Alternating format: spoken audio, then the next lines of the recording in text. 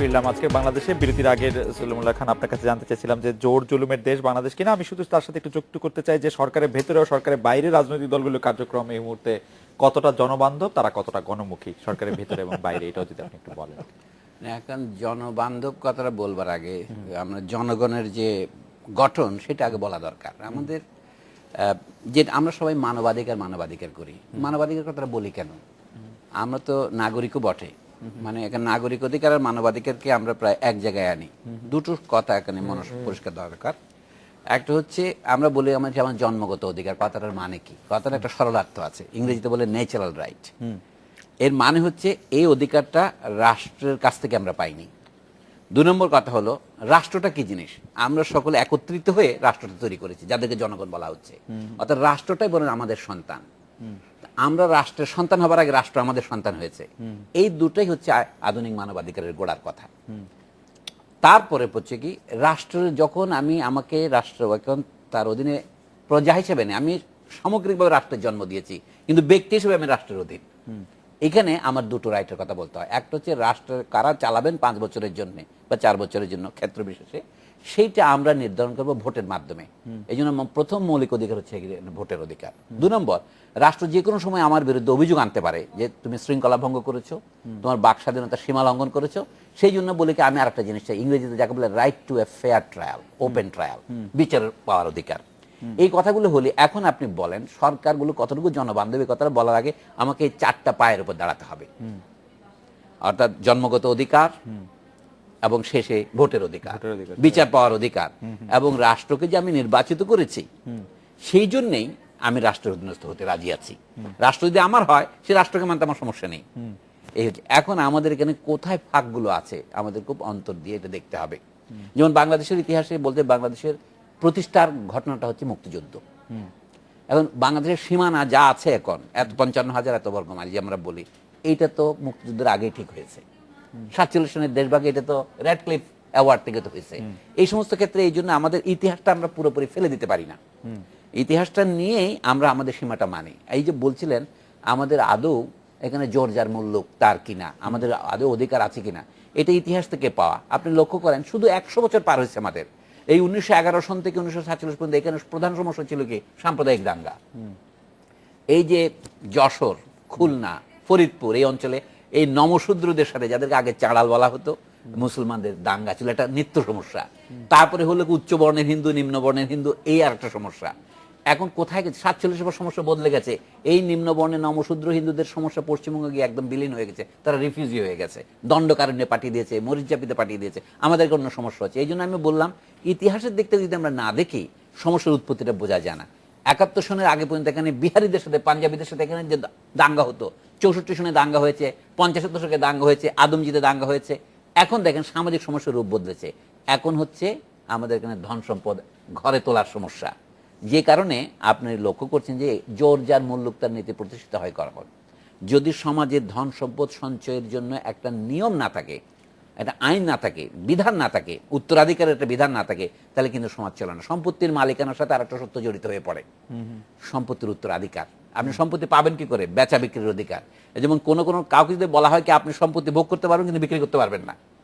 আপনি তো জানেন যে বাংলাদেশের রায়তরা তখন তাদের অধিকার দাবি করতেছিল, খোদ রবীন্দ্রনাথ ঠাকুরের মতো লোক এই রায়তের অধিকার নামক যে প্রবন্ধ আছে প্রমথ চৌধুরীর 1926 এলাকা, তাতে আছে রবীন্দ্রনাথ তার ভূমিকা লিখতেছিলেন। সেখানে তার বক্তব্য আছে যে রায়তদেরকে রবীন্দ্রনাথ বলছেন তাদেরকে জমি ভোগ করতে দেওয়া যাবে কিন্তু বিক্রয়ের অধিকার দেওয়া যাবে না, কারণ তারা তো নতুন পুঁজিপতিদের কাছে বিক্রয় করে দেবে।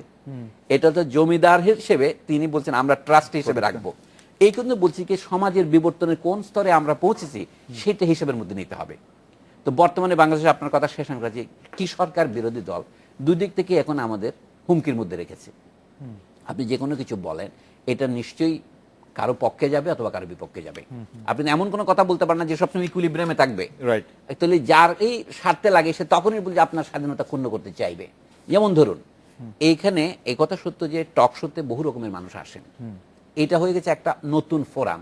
এই তো 10-12 বছর আগে থেকে টকশো জিনিসটা এত প্রবল ছিল না। 2000 সনের পরে তো আপনারা প্রাইভেট টেলিভিশন চালু করেছেন।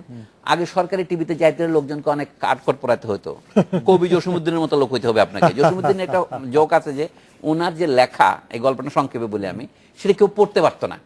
তো আগের নিয়ম ছিল রেডিওতে যদি টক দিতে হয় আপনার লেখাটাকে জমা দিতে হতো। এখন এক অফিসার লিখতেছেন যে জসিমউদ্দিনের লেখা সারাদিন চেষ্টা করে নিজেকে বুঝতে পারিনি, এখন লোকে ডাকতে হবে কবি জসিমউদ্দিন বলে এই কথা। উনি যদি ভুলে কিছু একটা অন্যরকম বলে ফেলেন, চাকরি থাকছে না। কিন্তু আজকাল দেখেন আপনারা আমাদের স্ক্রিপ্ট জিজ্ঞেস করেন না, কি বলবো, কিছুটা তো বলতে পারি। এই হচ্ছে যে সামান্য বাক স্বাধীনতা বেড়েছে, এটা টেকনোলজির কারণে। কিন্তু আবার এখানে প্রতি পদে পদে এটাকে বাধা দেওয়ার চেষ্টা আছে। দুভাবেই বাধা হয়। একটা বাধা যদি সরকারিভাবে বলি, আর বেশিরভাগ বাধা আসে সিভিল সোসাইটি থেকে। এই যে হুমকিটা আপনি লক্ষ্য করছেন, যে একজন লোককে তার মতের জন্য তিনি ব্লগে কি লিখেছেন বা টেলিভিশনে কি বলেছেন, সেই জন্য তাকে যে খুনের হুমকি দেওয়া বা খুন করে ফেলা, এটা কিন্তু অসাধারণ একটা নতুন ঘটনা। এটা কোথা থেকে আসতেছে সেটা বোধহয় আফসান ভাই ভালো বলতে পারবেন। আমরা আফসান ভাইয়ের কাছেই যাচ্ছি। আফসান ভাই, আপনি এটা বলেন, আর আমরা একটু যোগ করতে চাই যে কৌশল নির্ধারণে সব রাজনৈতিক দলে বুদ্ধিদাতারা থাকেন। আমরা দেখেছি যে বিভিন্ন ধরনের উপদেষ্টা থাকেন।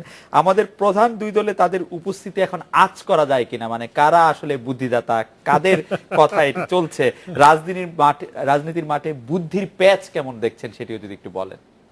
আমার মনে হয় আমি রাজনীতির মাঠে বুদ্ধির প্যাচ দেখা যাচ্ছে না, বুদ্ধির অভাবটা দেখা যাচ্ছে। আচ্ছা। এবং এটা সবাই আলোচনা করছে যে যেমন ধরুন বিএনপির মতো একটা দল, আপনি যদি গত 2-1.5 বছরে তাদের অবস্থানটা দেখেন, তার প্রত্যেকটা পদক্ষেপ নিয়েছে এরকম আশা করছে যে কিছু একটা হবে। এই যে বুদ্ধিমত্তা আছে আমি কিছুতেই বুঝে উঠতে পারি না। আমি নির্বাচন করব না, জনগণ আন্দোলন করে আমাকে ক্ষমতায় বসাবে, ঘটেনি। আমি বিভিন্ন পদক্ষেপ নেব, আমি 15 সংসদ বাতিলের কথা বলবো, জনগণ আমার সঙ্গে থাকবে, আসেনি। আমি কোথাও যাব না, আমার তাতে জনগণ লাফিয়ে পড়বে, হয়নি। আমি বোমা মারবো শেষ পর্যন্ত, তারপরে সরকার পড়ে যাবে, হয়নি। তো তাতে মনে হওয়ার কোনো কারণ নেই যে বিএনপির মধ্যে কোনো বুদ্ধিমান মানুষ আছে। সরকারের ক্ষেত্রে যেটা হচ্ছে, সরকার এখন ভাবছে যেটা আচ্ছা এরকম রেখে দিই, বিএনপির শক্তি তো বোঝা গেছে, মাজায় কত জোর, তো করতে করতে একটা সময় থিমিয়ে যাবে, তখন তো আমি বিএনপিকে পুরোপুরি শেষ করে দিতে পারবো, বিএনপি আপনিই শেষ হয়ে যাবে। তো এটাও কোনো বুদ্ধিমানের কোনো লক্ষণ না। তত হচ্ছে যে একটা দেশে ঠিক যেমন জোরজার মুলুকচার যখন হয়ে যায় রাজনীতি, মানে অর্থ সংগ্রহের ব্যাপারে, রাজনীতিতেও তখন হয়ে যায় জোরজার মুলুকচার। আমাদেরটা কিন্তু জোরজার মুলুকচার রাজনীতি চলছে, সেখানে বুদ্ধিমত্তা নাই। এই জোটটা আসলে কিসের জোট? টাকার, মাসেলের, জনগণের, বিদেশি শক্তির? না, কোনোটাই নাই। এটা হচ্ছে মনে করুন, মানে এই জোটটা কিসের? মানে আমাদের রাজনৈতিক দলগুলি যে এত শক্তিশালী, আমাদের রাজনৈতিক দলগুলো শক্তিশালী না।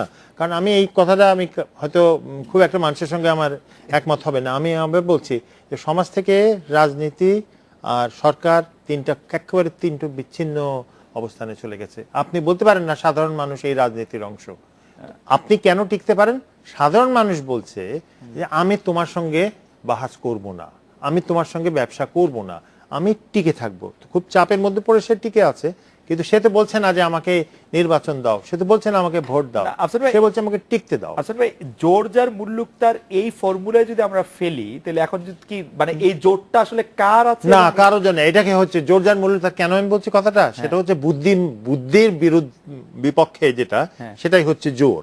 তো যদি সরকার বা বিরোধী দল বুদ্ধিমত্তার পরিচয় দিত, তাহলে তো এতদিনে একটা সমঝোতা হয়ে যেত। কিন্তু তারা তো মুল্লুকটা দখল করে রাখছে বলে, মানে হ্যাঁ, তো তার মানে মুল্লুকটা দখল করে রেখেছে জোটটা। হ্যাঁ, এই জোটটাতে তাদের সুবিধাটা হচ্ছে জনগণের বিচ্ছিন্নতা, জনগণ অংশগ্রহণ করছে না।